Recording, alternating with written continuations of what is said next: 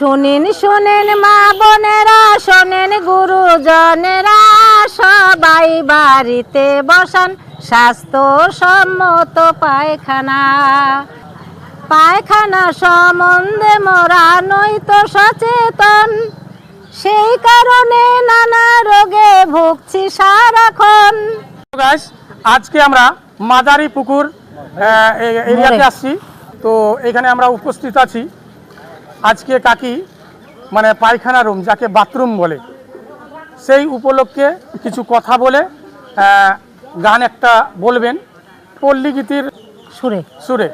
তো অবশ্যই আপনারা শেষ পর্যন্ত শুনেন।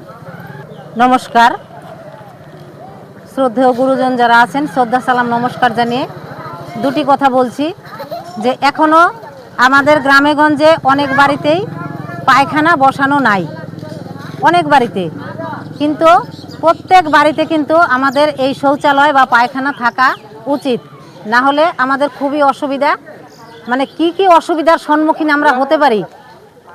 সেই উপলক্ষে আমি একটি গান লিখেছি, সেই গানটা শুনলেই আপনারা বুঝতে পারবেন যে আমি কি বলতে চাচ্ছি। শুনেন শুনেন মা বোনেরা, শোনেন গুরুজনেরা, সবাই বাড়িতে বসান স্বাস্থ্যসম্মত পায়খানা।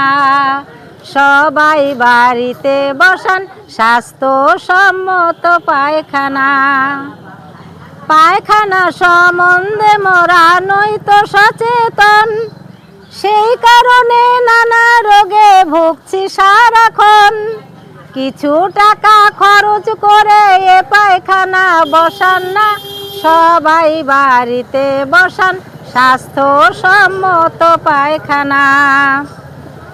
মলমূত্রেই রোগ জীবাণুর সৃষ্টি কিন্তু হয়, সূক্ষ্ম রূপে বাতাসে তা ভেসে ভেসে রয়। সুযোগ পেলেই দেহে ঢোকে, সুযোগ পেলেই দেহে ঢোকে, আপনারা তা জানেন না। সবাই বাড়িতে বসান স্বাস্থ্যসম্মত পায়খানা। দেহে ঢুকে রোগ ছড়িয়ে জীবন করে শেষ, সেই কারণে রাখতে হবে সুস্থ পরিবেশ। সুস্থ শরীর সুখী জীবন সবারই তো কামনা। সবাই বাড়িতে বসান স্বাস্থ্যসম্মত পায়খানা। বাঁশের ঝাড়ে পাটের খেতে গেলে পায়খানায় মা বোনেরা পড়তে পারেন এমন সমস্যায়, যে সমস্যা